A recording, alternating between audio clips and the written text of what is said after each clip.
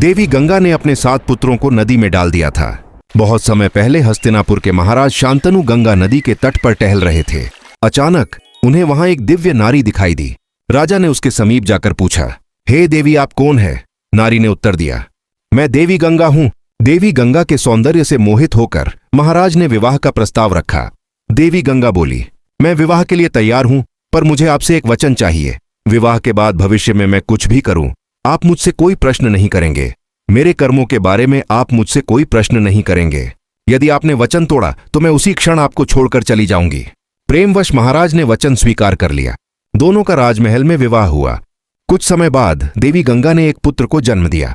पुत्र को लेकर वह सीधे नदी की ओर गईं और उसे जल में विसर्जित कर दिया। महाराज वचन के कारण चुपचाप देखते रह गए। ऐसा देवी गंगा ने एक के बाद एक 7 पुत्रों के साथ किया और महाराज चुपचाप देखते रह गए। राजा का हृदय पीड़ा से भर गया, परंतु वचन के कारण वे मौन रहे। जब 8वां पुत्र जन्मा तो गंगा उसे भी नदी की ओर ले जाने लगी और उसे भी नदी में विसर्जित करने लगी। तब महाराज अपने आप को रोक न सके।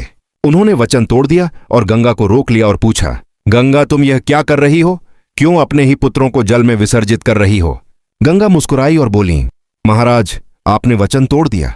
अब मुझे आपको सदा के लिए छोड़ना होगा, परंतु जाने से पहले यह जान लीजिए, ये 8 बालक वास्तव में देवलोक के 8 वसु थे।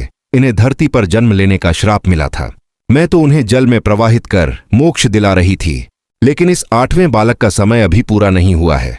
यह आगे चलकर देवव्रत और भीष्म के नाम से महाभारत का सबसे वीर योद्धा बनेगा। ऐसे ही इतिहास से जुड़ी कहानी जानने के लिए चैनल को सब्सक्राइब और बेल आइकॉन को दबाएं।